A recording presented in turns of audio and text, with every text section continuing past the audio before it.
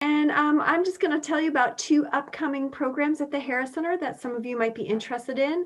And I got to check my dates. March 10th, we are having our Women in Science series. This will be our second. And the woman who will be speaking is a MIT researcher, a marine scientist named Kelly Louise. And she's going to be talking about the urban ocean, Boston Harbor, the natural history of it, and kind of the cultural history as well. I think that'll be really exciting. And we have a couple of other fabulous women scientists speaking during the month of March, always on Wednesday at noon. And you can register for that by checking out our website and events section. I just give a shout out to the public libraries. This is our Women in Science series is really co-sponsored by many public libraries, the Jaffrey Public Library, Keene Public Library, Hancock, and Peterborough, and the Harris Center. So that's how we were able to bring such amazing speakers. Also, if you haven't had enough of the Harris Center, you could join us on Thursday evening for a really fascinating talk with an artist, April Claggett. She's an artist in her own right, but she's also sort of an art historian. She's going to be talking about the role of Abbot Thayer and Monadnock and the painting of Monadnock and kind of the artists that came to look at Monadnock and paint it and that community that was built. And that's free and Zoom and 5:30 to 6:30. Again, you can find more information out about that at our Harris Center website. And I think that's all I have to say other than, wow, you're also lucky to be here today to be talking about Mary Oliver, wonderful poet, and to have Matthew as a guide into this fascinating woman. I'm going to sign off because I sadly have a boring meeting. I wish I could stay, but all of you are going to have a great time. So Matthew, thank you. Thank you. Have a great meeting. Hi, everybody. If you're on video, just go ahead and wave so that we can all see each other waving. Hello. Good afternoon. Beautiful day to be talking about such a wonderful poet, arguably the most popular poet really in recent decades in the English-speaking world, certainly in the United States. She is an extraordinary figure. She died just a couple of years ago, as you probably know, in 2019. So since we have such a nice large group, we won't have time to introduce ourselves verbally, but what I want to invite you to do, if you're up for it, is just in the chat, just give your name and where you're from and how you spend your time. Maybe you've got a job, or you've retired from a job, or you have a hobby you want the group to know about. And that way we can introduce ourselves to each other just through the chat. You can take a look at that, and maybe we'll even try to collect that at the end and send it out as a document. That way we can get a sense of the seminar. That's one of the great pleasures of a seminar like this, is knowing who's with you, learning together, and you might find someone just down the road or someone with a common interest. So I'll go first to kind of model it verbally. We'll all be typing, not talking. But I'm Matt Bolton. I live in Keene. I am a filmmaker and writer here in Keene. And I've been a student of Mary Oliver's for, really ever since college. So this was a long time ago, 30 years or so. So I'm hoping to learn even more about her as we're together, as always happens when you engage a great poet, and through her work to continue to enjoy the world around us, what we sometimes call the natural world. So that's my little intro. You can do whatever version of that you'd like, but name, where you're from, what you do, and what you hope to get out of the course. Just pop that into the chat. Well, let's give 60 seconds for that to happen for those of us who haven't finished it up yet, and we'll just put 60 seconds introductions from everyone. So go ahead and pop that into the chat. Where's the chat? So the chat's right in the middle on the bar on the bottom of your view. So you'll see, if you put your cursor down to the bottom of the screen, you'll see security, participants, chat, or you'll see different things. And one of those little boxes you'll see is chat. Well, I'll just listen. I'm not technically very astute. That's fine. And if you want to introduce yourself and you can't find the chat, that's fine too. You could just send me or Miles an email and we'll pop you into the list. But you can do that later. You don't have to do that. Okay. Now. Okay. Thanks for asking. So Matthew? Yes, ma'am. I see chat and I clicked on it, but I'm not seeing how a keyboard, I mean, it's not like an email or something. How does that work? It's at the bottom of the page, bottom right. It says to everyone and type message here. Oh, okay, perfect. Thank you. And Thank then press return and it'll pop up into the chat. Okay, thank you. Yeah, we're working together. This is great.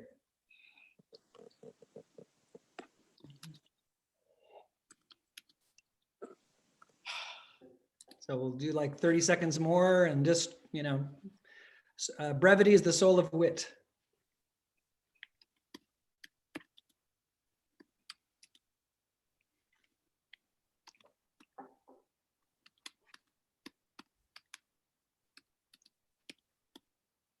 Just while you're typing, as you probably already know, and as you'll see in the next 45, 50 minutes or so, the place is such an important thing to Mary Oliver and her work. So I think it's actually really interesting to know where we are. So make sure you include that. Where Mary was really essential to her poetic vision. Her whole idea of poetry really comes from a sense of place and even what she called backyard. So knowing where our backyards are, I think, is actually pretty substantively important for our work together as a seminar. All right. So finish up your intro and I'm going to share my screen with you and we'll dive in to today's session.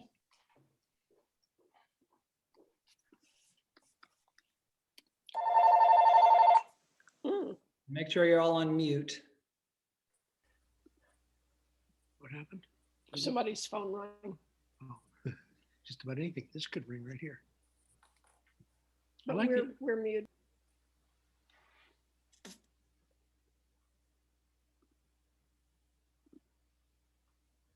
So can you guys see this slide? This says Mary Oliver and the Poetry of Nature. Yeah, thumbs up. Okay. Yes. Great, thank you. All right, so as you know, this is part of the Harris Center's work on conservation education, which so often has to do with the sciences. But one of the great things I think about the Harris Center is that we realize that the sciences and the humanities really are only artificially separated, and humanities and sciences are at best thought together. That's certainly what Mary Oliver thought, and her whole career is an example of that. So we're going to bring together the great arts of poetry with the great arts of the natural world. We'll meet for 3 sessions. And here's what we'll do as we look at Mary Oliver. We've got on the right-hand side a photo of the poet taken just shortly before her death. She died, as you know, in 2019. On the left is a photograph of Mary when she was in her very late 20s. And she called this photograph of her first clam, she called it. So you can see she's got her clam diggers on, she's barefooted, she's holding the clam in her right hand. This photograph is taken by Molly Malone Cook, who is a really important name to know if you don't know it already. That is Mary Oliver's lifelong partner. So Molly and Mary lived for a long time, first in New York and then in Provincetown. So this may be on the Cape, that would be my guess, but who knows? It could be anywhere along the coast of New England, and it was first clam for Mary. And you get a sense of her exuberance and her adventurousness there in her face, and her wisdom, of course, too, in both of these photographs. So the goals of this seminar, this three sessions we'll spend together, are pretty straightforward, but I think it's great to get a sense of them before we dive in. First is to engage Oliver's poems and her ideas about nature. We put nature in quotes for reasons that we'll see as we get deeper into her work. We want to enrich our understanding of her as an artist and as a thinker. One of the things she's trying to invite you to do is to break down the division that you might have in your mind between the natural and the unnatural world. She wants to really get rid of that distinction. But she's a great artist and a great philosopher in a lot of ways. We want to position ourselves for further reading and further exploration. And finally, we want to deepen our everyday experience of the natural world. That's certainly what Oliver wanted us to do. with respect to her work. She understood her work as a portal to that kind of deepening of our experience of the world. So that's the goals of the seminar. None of that is a surprise, I'm sure, but that's what we'll be organizing our work together around. So let's start with some basics. What I'm going to do today is present for about half of our hour together on Mary Oliver and some of her key ideas. We'll actually see a video of Mary herself talking about some of her key ideas. And once we get those ideas on the table, then we're going to turn to a few of her poems, as I already let you know in an email earlier this week. And when we get to the poems, I'm going to invite one of you or several of you, because we have several poems, to read the poem, and we'll actually have the poem on screen. So you might have it next to you on your desk, or you could just read it on screen, and then we'll discuss it together, each poem. So it'll be a nice sense of give and take, but we'll start out with the basics. So the basics of Mary's life. She was born in 1935, dies, as I said, just a couple of years ago. Nice, long and rich life. She's born in Ohio, in a semi-rural suburb of Cleveland. It was one of those houses in the kind of ideal picture of a suburb where her backyard kind of opened up into a really rural area and lots of woods. So she says this really saved her life in many ways, because she had what she called a pretty tough childhood, but she would often retreat to the woods. We don't know too many details because Oliver was an extremely private person. She gave very few interviews. She did give a few though, and she did talk about her childhood involving some form of abuse, and that shaped her, obviously shaped her life growing up, and also shaped some of the things she decided to do in order to deal with that situation, one of which was to retreat into the woods with a lot of her time. The other thing she did, in part to try to deal and work through and negotiate or navigate her difficult childhood, was to begin to write poetry. So she began writing at the age of 14. She would keep notebooks and write in pencil. She'd put her notebooks in a knapsack, and she'd often write outside. I highly recommend her book of essays called Upstream, which you may have seen. She has many books of essays or many books of prose, but this is one of them that's, I think, especially good. And she talks about having friendships with people like Walt Whitman. You don't think of that as someone who lived 100 years ago, that you could have a friendship with that person. But Mary thought that way. She would take Walt Whitman, obviously Leaves of Grass, Walt Whitman's book, out into the woods and read him sitting on a boulder or something, or sitting in a meadow. And she really felt as though she was having a kind of connection. And it makes sense. When you read a writer, you do have a kind of personal connection with them. That's the whole point, in a way, of writing, is to communicate and to connect. So she felt that way about many writers, including Whitman and other poets. She leaves home at 17. So really, as soon as she can, she leaves home. And where she goes is interesting. She never graduated from college. She did attend a couple of different colleges, but she, just on a kind of whim, she goes to Edna St. Vincent Millay, the great poet, Edna St. Vincent Millay's estate. Millay was already dead, but her sister was still alive and was at the estate. The estate was called Steepletop in Austerlitz, New York. And Mary Descansa shows up, and she strikes up a friendship, speaking of friendship, with Norma, who is Edna's sister, who was at that time trying to organize the poet's papers. And Mary Oliver ends up being the kind of right hand of Norma to organize Edna St. Vincent Millay's papers. So it's interesting to think about this young poet who is organizing this great poet's papers and beginning to write her own poetry and even publish during this period in her life. This is also the location there at Steepletop, that is the estate, Millay's estate, where she meets a photographer named Molly Malone Cook. And initially, the two of them live in New York, but eventually they go to this little town where a lot of artists were congregating. You may have heard of it, Provincetown, on the far end of the Cape. So that's where she ends up spending a lot of her life, both Molly and Mary together. Molly opens up a gallery, a photography gallery, and then a bookstore later. And of course, Mary is, she's picking up odd jobs. She often said that she would get up very early in the morning and do her routine, which included walking and then writing poetry. And then she'd do some other work, some kind of odd job somewhere in Provincetown. And she often said that she always gave her second effort. Her first effort was to her poetry. Her second effort, her second best, she gave to her employers so she could have a little bit of money. But she certainly did not have much money, especially early on in their life together in Provincetown. Now, some of you may know Provincetown. Just to the north of the Provincetown itself is a state park, national park, actually, or part of the coastlands there that is called the Province Lands. And it's a place you can go visit today. You can walk the very same pathways that Molly and especially Mary would walk there in the Province Lands.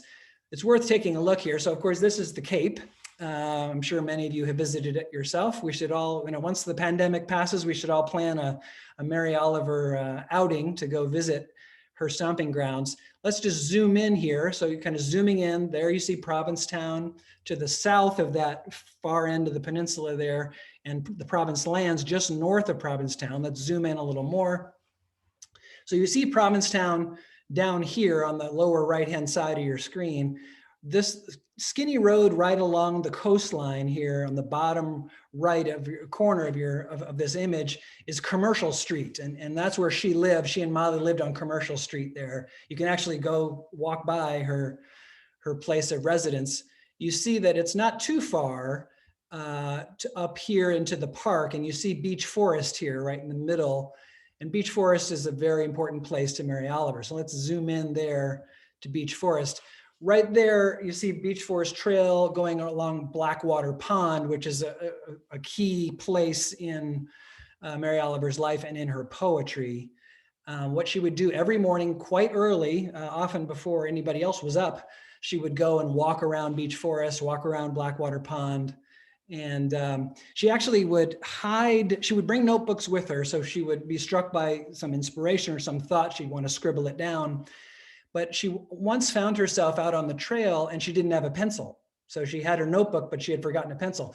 So she took to hiding pencils in the trees along this forest trail, so that if she ever found herself without a pencil on a walk out in Beech Forest, she would just go to one of these trees where she had hidden a little cache of pencils, and she would always have an opportunity to write down her ideas lest they slip away. So I was joking with Susie last time we gave this course, and we said we all should go on a pencil hunt to see if we can find a pencil in Beech Forest in honor of Mary Oliver. Of course, if we find a pencil, we need to leave it there. But so this, I don't know if you know this face. This is the face of another great poet in the American tradition. His name is Billy Collins. You may know Billy Collins. He was the US Poet Laureate for a while, not too long ago. Very funny poet, very accessible poet.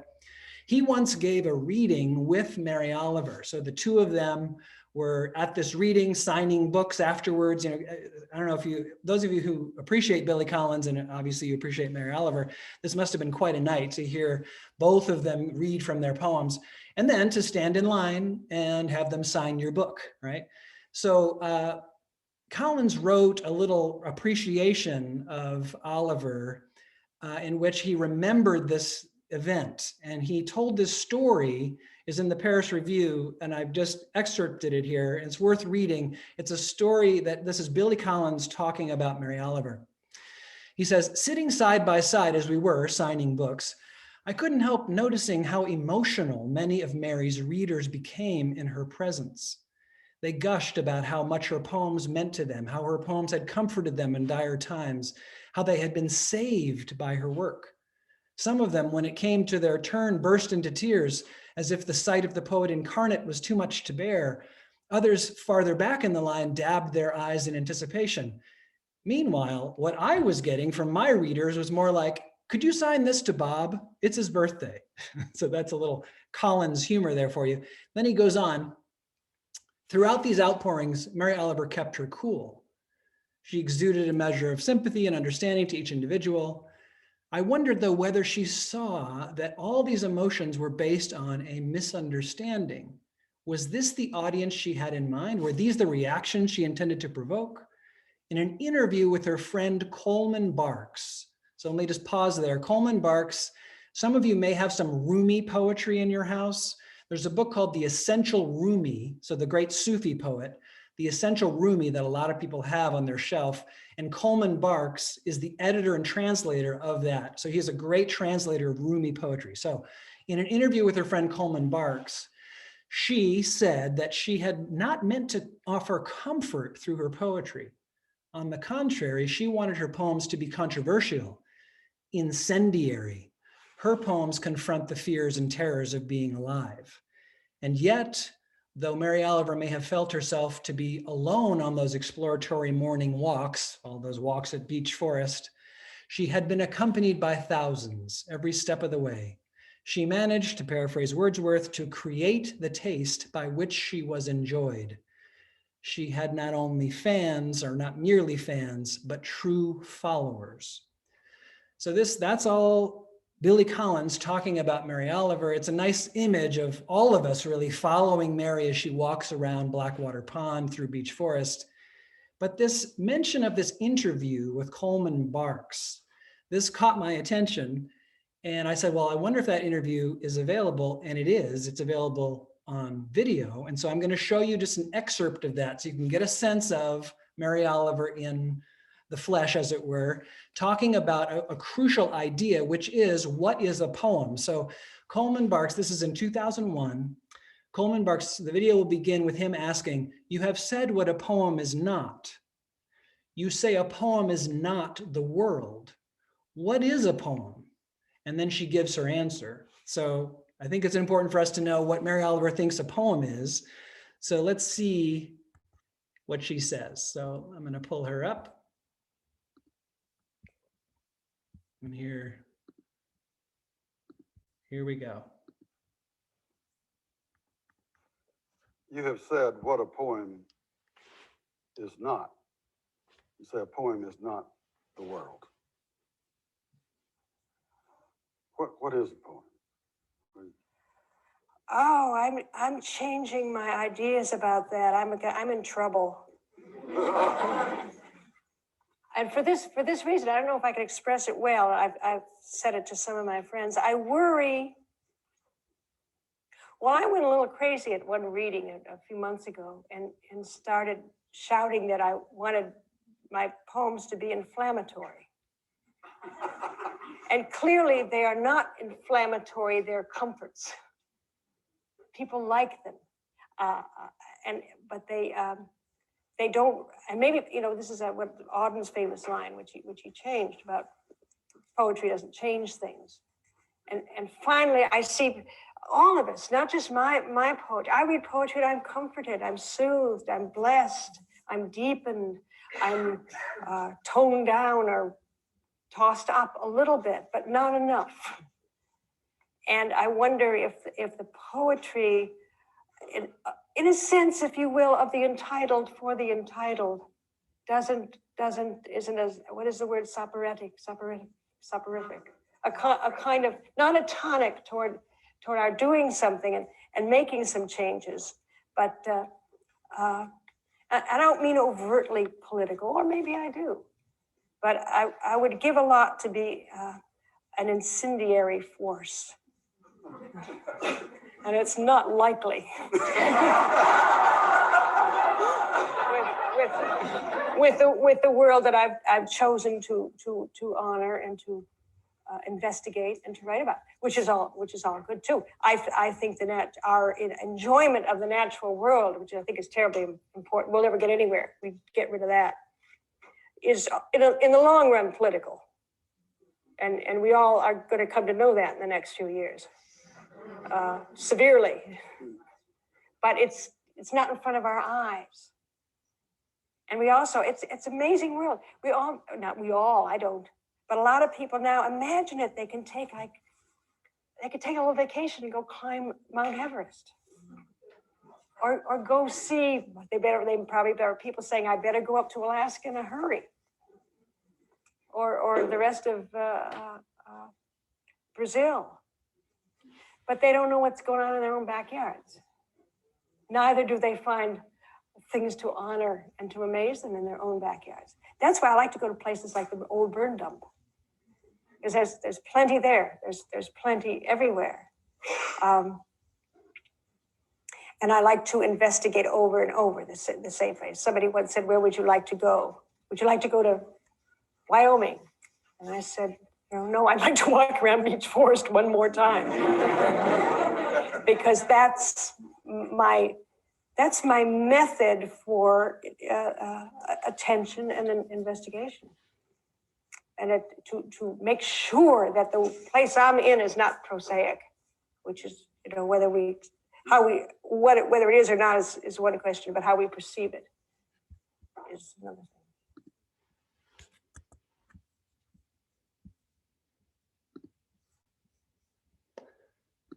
All right, so this is quite an answer and it's worth unpacking it.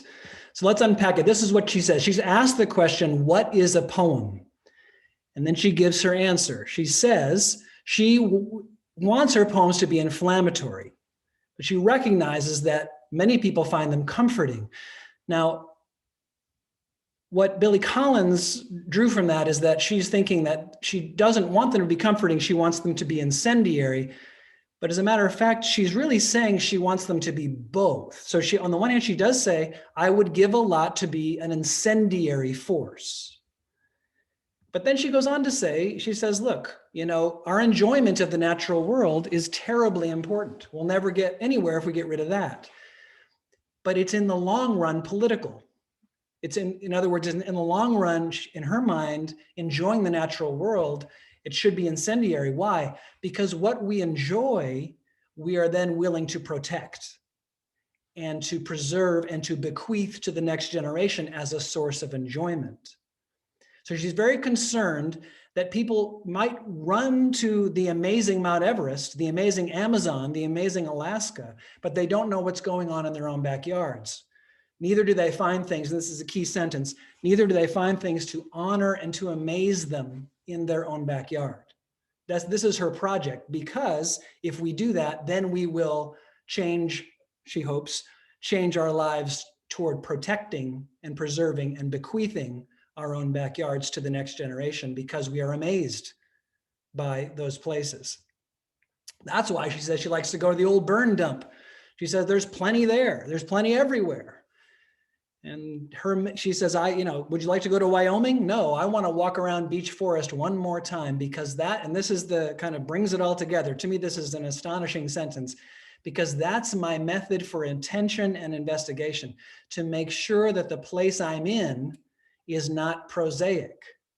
In other words, she knows she's in a place that's marvelous and that deserves honor and that is amazing, but we can miss that fact. We can imagine that the place we're in, our backyard, is prosaic and we can go running off to Alaska. But no, it's not prosaic right in our backyard. It's what's the opposite of prose? In this case, it's poetic, right? So Blackwater Pond, Beech Forest Trail, these are amazing places. She's asked by Coleman Barks, what is a poem? And her answer is, I want to go to Beech Forest one more time to make sure that the place I'm in is not prosaic. So to sum all that up, walking and writing and reading poetry for Mary Oliver is a method for attention, investigation, aimed at making sure that the place we're in is not prosaic. That is, that the world is poetic, that the world is a place, is a kind of poem, a source of wonder and amazement. That's what Aristotle said poetics are, or he included in that poetry and music and drama or theater, that the poetics are things that astound us, that give us a sense of amazement and wonder. And for Mary Oliver, the world is a source of amazement and wonder. So we see this in one of her famous poems called Sometimes. You probably know this little section of that poem. It's a famous section. She says, instructions for living a life, pay attention, be astonished, tell about it. You'll see this on posters or postcards or, little inspirational memes. This is a famous quote from Mary Oliver. We can break that down into a methodology that she had really for her life, instructions for living a life. Pay attention. For her, that meant walking, early morning walking in Beech Forest, writing, hiding pencils in the trees, right? And patiently investigating things. She understood this as her backyard. She didn't need to go to Wyoming to be amazed. She just went to her backyard to be amazed, that is to Beech Forest or the beach right down the street from her house.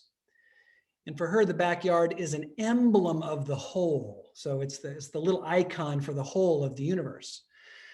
But it's not just enough to pay attention. We have to pay attention toward the goal of being astonished. That is, engaging our mind and our heart to look for marvels, to cultivate what Buddhists call beginner's mind. Mary Oliver was very interested in Christianity. She was also very interested in Buddhism. So she was very fluent with a lot of these ideas. And one of the key ideas in Buddhism is the idea of a beginner's mind, so that like a child, we can be amazed by something that as an adult, we become, kind of jaded and, oh yeah, that's just moss. But of course, a child can be amazed by moss because moss is amazing. So the child actually is in more touch with reality than the adult in that analogy. And then finally, it's not enough to pay attention and be astonished. For Mary Oliver, you have to tell about it, which doesn't mean you're constantly talking. It could mean that you're contemplating it through language, that you're writing about it in your journal through language, or maybe it's poetry, or it could be prose, but you're writing about it. Or it could mean that you're talking about it, that you're sharing it with others through conversation or through a letter. But there's something about the humanity of language that helps human beings, because language is so important to us, it's so vital to being human, is to engage with language in some way, that the astonishments, the amazements of the world, they have to be put into language in order for us to fully experience them. And then of course, also in an act of kindness, to share them with others. So this is really Mary Oliver's formula for poetry, but also for life itself. Walking, being astonished, patiently investigating, cultivating the beginner's mind, and then telling others in writing or in conversation about what we find. So now let's actually turn to this poem. Now, so that's the presentation. We're going to now turn to this poem called Sometimes. It's a relatively long poem. There'll be a few screens that we'll walk through. And I wonder if there is an intrepid soul, a brave soul, who will read it for us, so we don't only hear my voice, that we hear someone else's voice. You might have the poem right there next to you, or you could read it on the screen.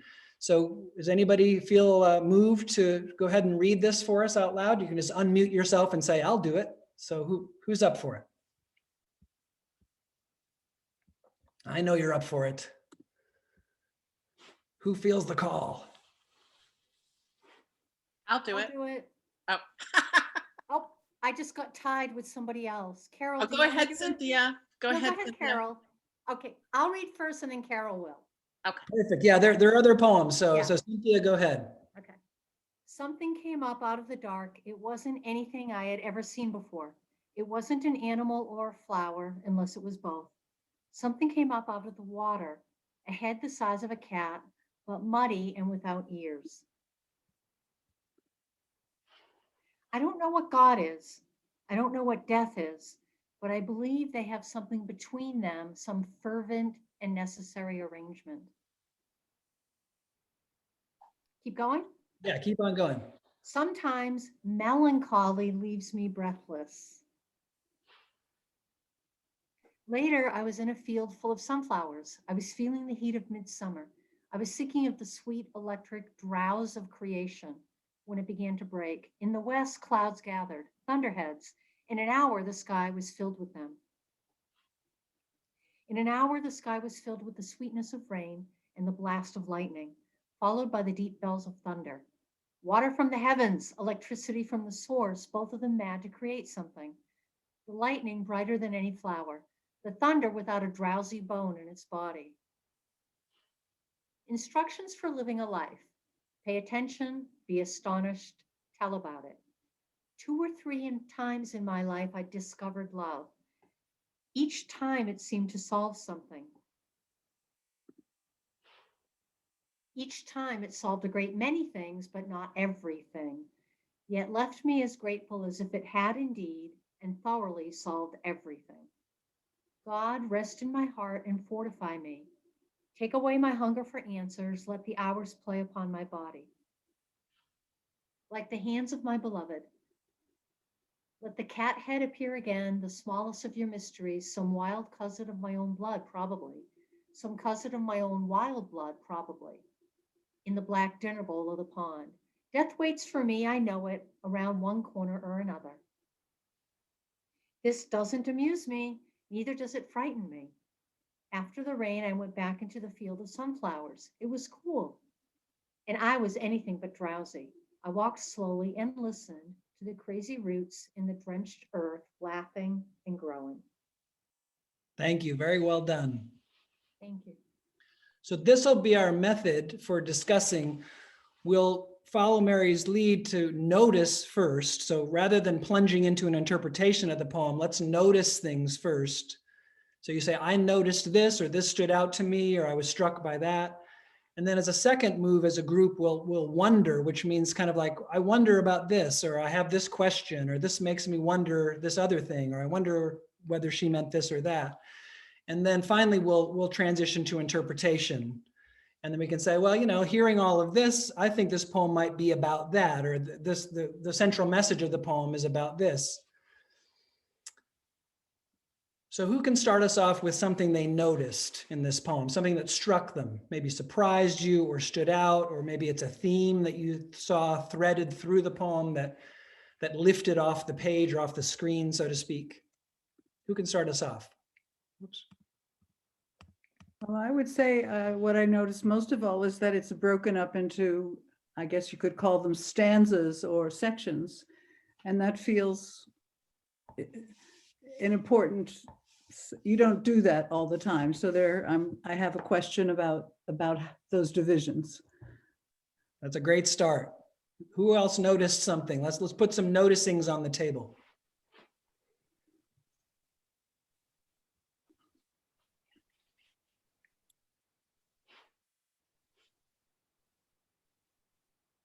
I was struck by the head of the cat coming out of the water. Mhm. Me too. And that it comes back again in the end. Right. So it happens in the beginning and she brings it back. That comes back again towards the end.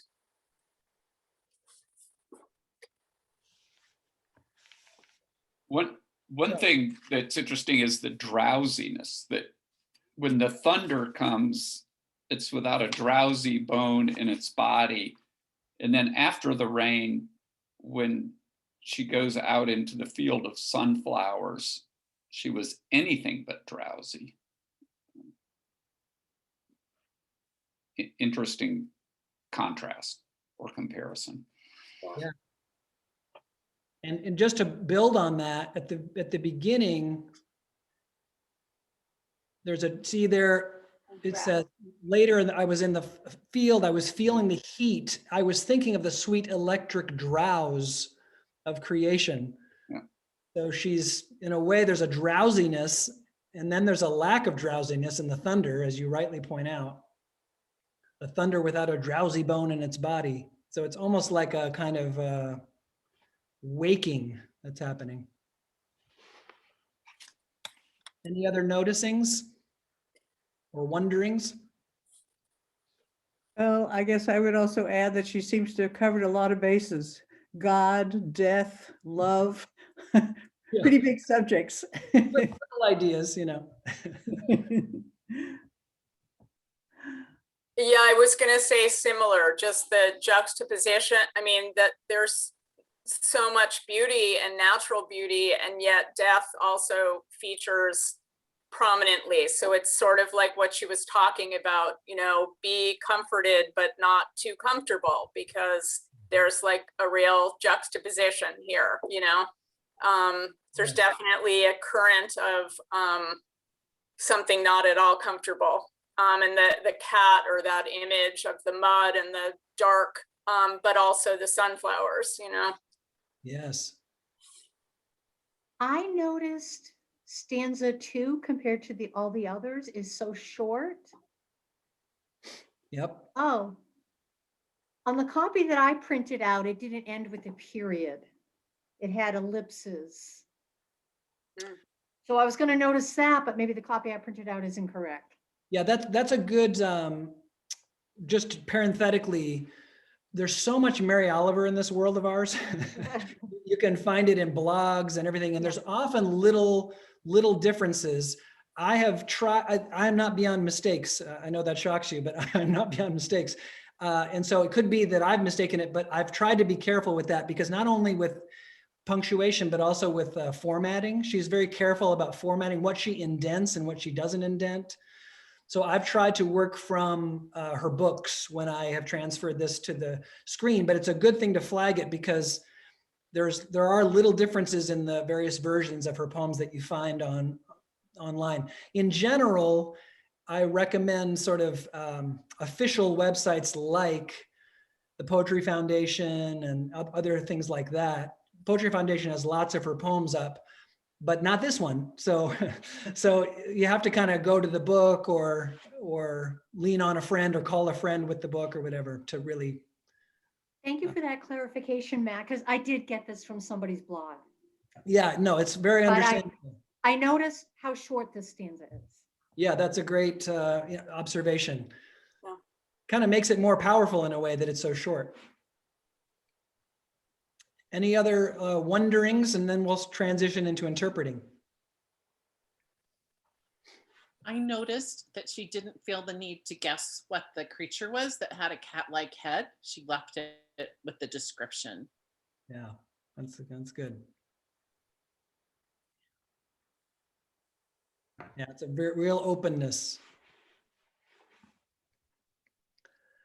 So what's this poem about? What is your interpretation of this poem?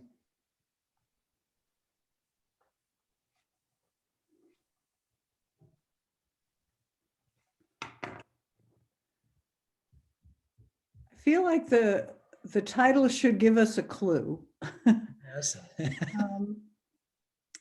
And we don't get that word sometimes until a little bit later on in the poem. I don't remember which verse. Yeah, let's see. Yeah, there it is. It's that little punchy, that punchy one that Cynthia pointed out. So the answer is I don't know. I guess I am imagining maybe I could find the answer something about in that title. Yeah, that's a good clue. Anybody else? I mean, you don't have to sum up the entire poem. You can say something like, I feel like there's a theme here that has to do with, and then fill it in. It doesn't have to be a complete explanation of the poem. In fact, I think this poem is designed to resist complete explanation, right?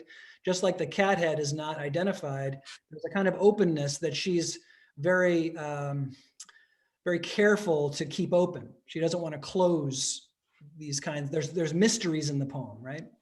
So what are some of your thoughts on what the poem is about, at least in part? Maybe it's, oops. Go ahead, Laura. It feels to me like it's there's a lot of emotion in this poem. That it's sort of how she's moving through emotions. It's dark. Something came out of the water. It was dark, and then the sunflowers. She starts off melancholy. She's sad. Then the sunflowers and the electricity of the lightning, and she kind of changes her mood. She becomes more alive. Wake, yeah. Wake. Yeah. And then she feels at the end, she feels relief, maybe that, life's not so bad, there's the roots, they're laughing and growing.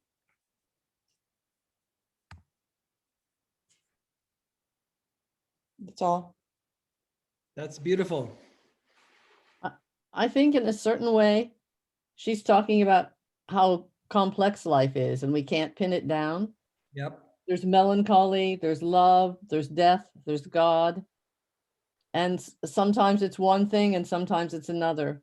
Sometimes it's the cat head out of the water and then it's the field of sunflowers. Yeah. So it's the contrast of the moods and the complexity of life. Yes. And You also- could separate the title into sometimes, sometimes are like this, sometimes are like that. But go ahead, continue your comment. I wanted to say also, I think it's interesting that 4, the 4th stanza, which is the middle, since there are 7, Yes. it's unlike all the rest. It's like she's separated nature, the world, all of that, and now she's just inside and looking, oh, how do I want to live my life? Mhm. Given this complexity, given the cat head and the sunflowers, how do you live? Mhm. I'd like to build off what Randy was just saying, given that we all know we're going to die, and that probably doesn't amuse any of us, and it frightens a lot of us. This is still how we can live a life.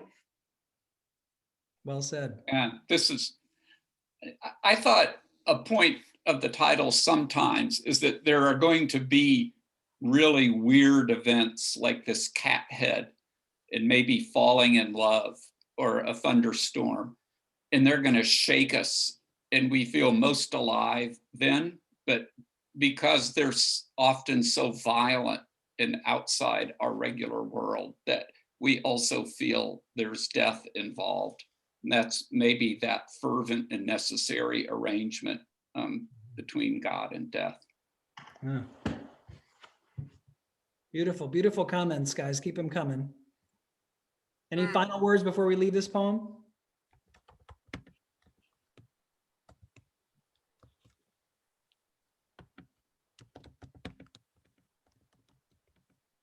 It's maybe worth noting that she ends on walking, She says, I went back to the flowers.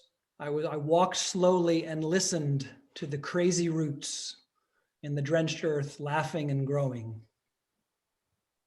There is this sense of, consider the lilies. In other words, learn from the creatures around you. At least that's something I hear. I find it interesting that she's listening to the crazy roots, because that's something we really can't hear. Yeah, that's good. Or can we? I think she's playing with that.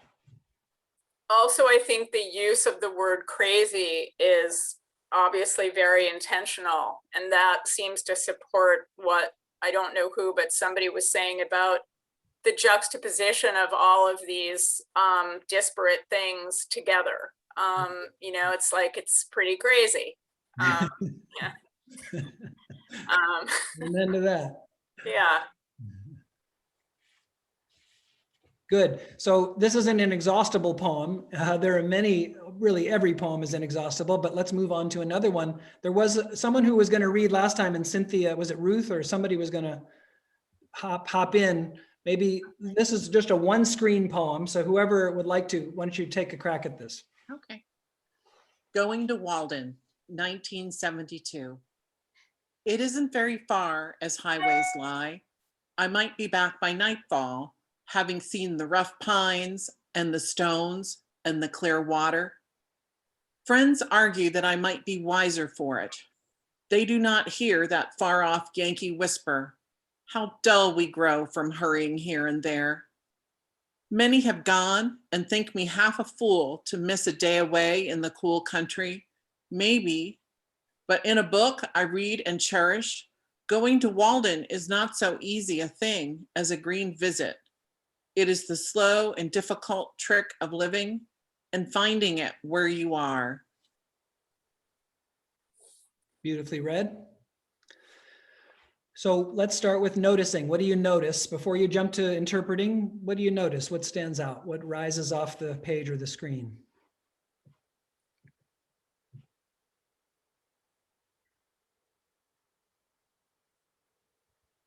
She Yes, I'd seems say- to have gone to Walden Pond, and yet she's really in a book on the second stanza. Right.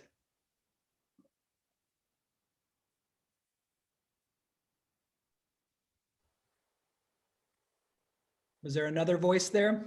Yeah, I was again noticing the structure again. Mm-hmm. 2 verses, 6 lines each. Yes. And I think there's a shift from one thing to the other, but I have to read poetry usually several times before I, Absolutely. can say. Yeah, there's a kind of stateliness or balance to it, you know, in the way this is designed.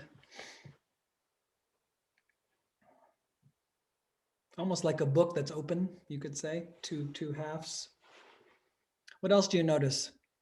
So I noticed that at the very end, finding it where you are, like I'm wondering what the antecedent of the pronoun it is. And it reminds me of how she was talking in the interview about just in your backyard. You don't have to go to Walden Pond. You can find it in your own backyard. And I'm wondering one other thing. I have a question about the Good. first stanza. Who is that far off Yankee whisper? Did Thoreau say how dull we grow from hurrying here and there? Is that like an illusion that I'm not picking up on? Any thoughts among the group? Who is the Yankee? Thoreau. Yes. Yes, that, to my knowledge, how dull we grow from hurrying here and there, I don't know that that's an exact quote, but it's definitely a, you know, men lead quiet lives of desperation, or lives of quiet desperation. That kind of sentiment, that's a quote from memory, so I might be wrong, but it's roughly right from Walden itself. So she's playing here. Her friends are telling her to go to Walden. She's saying, yeah, but there's this guy I once read who said I shouldn't go hurrying here and there. And of course, that guy is Thoreau himself. So there's a sense of humor here. That's a great question. Other things you notice or question or wonder?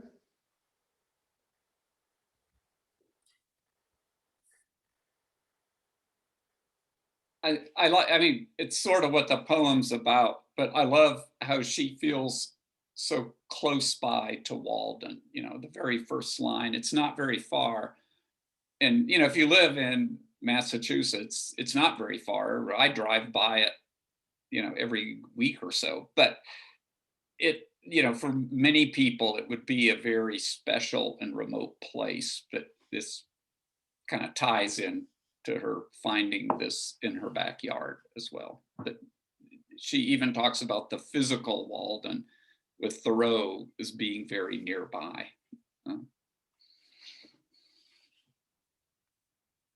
Yeah, it almost emphasizes that for her, backyard really does mean close to her, you know, because she could get there and back in one day to Walden. So you could say that's, you know, but she has in mind something even closer than a day's drive. I'm curious what she means about as a green visit. What is a green visit? That's a great question. What do we think about that? Any thoughts on green visit?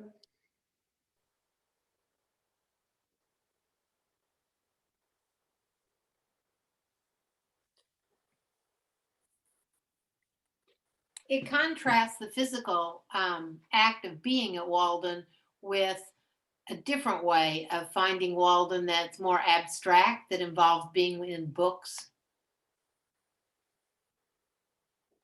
Yeah, that's interesting.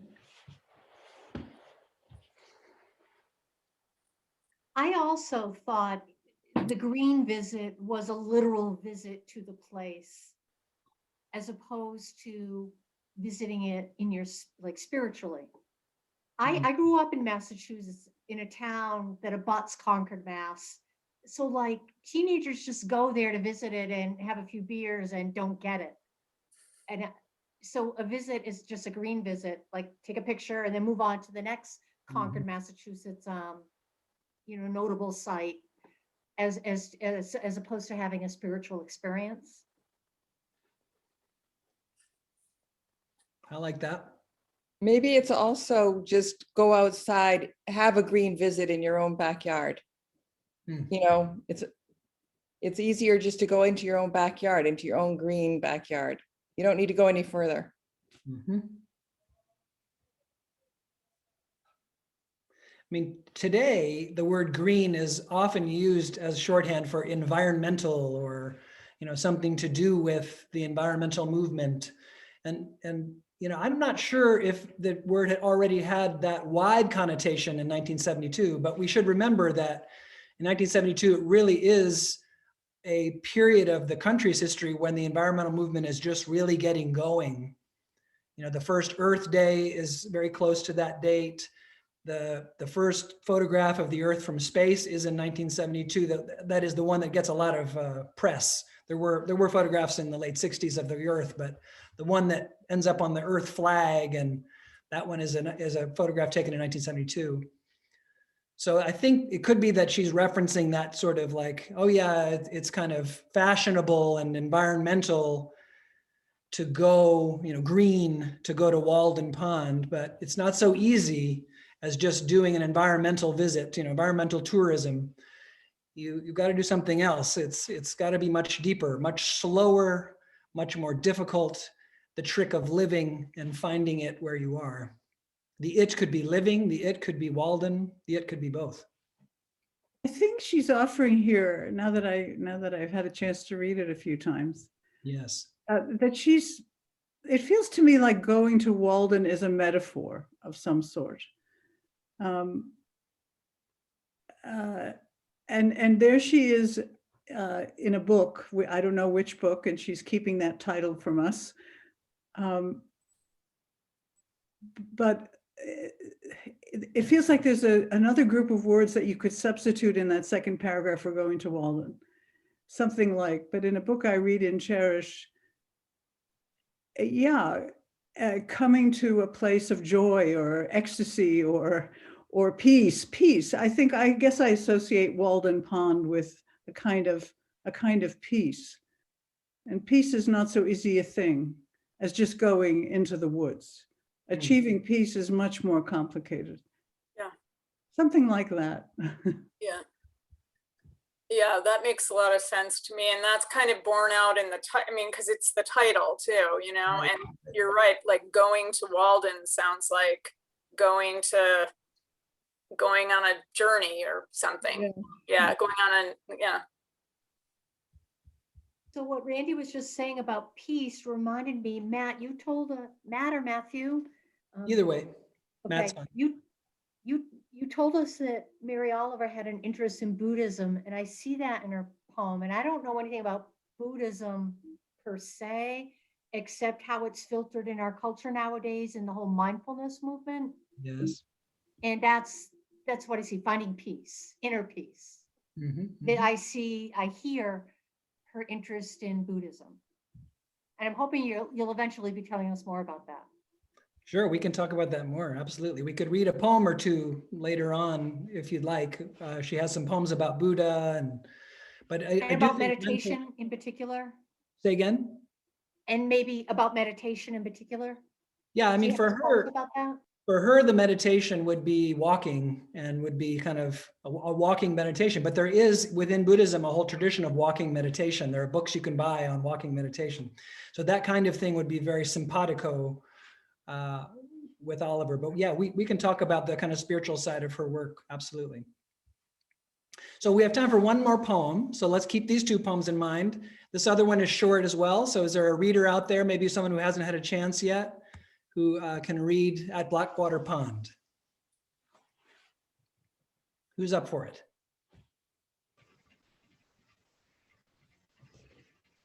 I'll do it. At Blackwater Pond, the tossed waters have settled after a night of rain. I dip my cupped hands. I drink a long time. It tastes like stone, leaves, fire.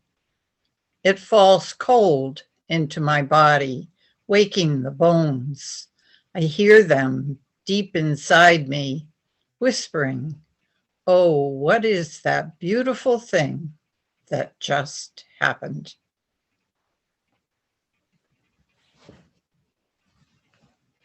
Thank you. All right, who can start us off on this one? What do you notice?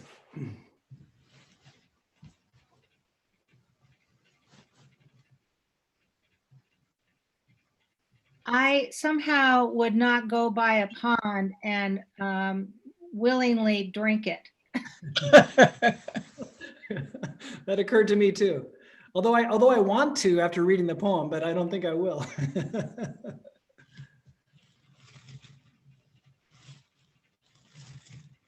I think we all can relate to the act of dipping cupped hands into water. It's kind of a spiritual thing if you think about it for a while, or it could be just a very quick slaking your thirst. But I think we've all done that. Yes. This one seems more visual than some of the others. It struck me that it's one image. It's not complex. It's just one simple image. And she expands upon that, but it doesn't have layers of complexity. And somehow the simplicity of it really speaks.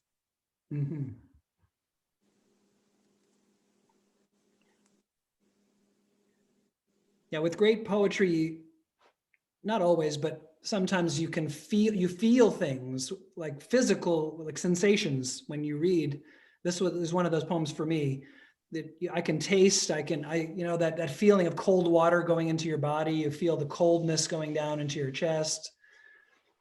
This is a very sensual or sense-oriented poem for me. Visual, taste, touch.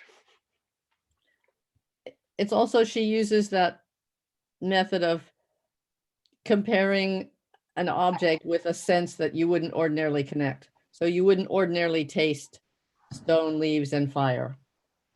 That's right.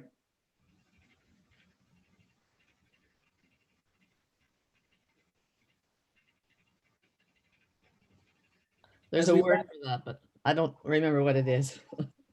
Yeah, I know what you mean, where one sense connects to another. Any thoughts on what the poem means as we wrap up today? Or what's the poem about?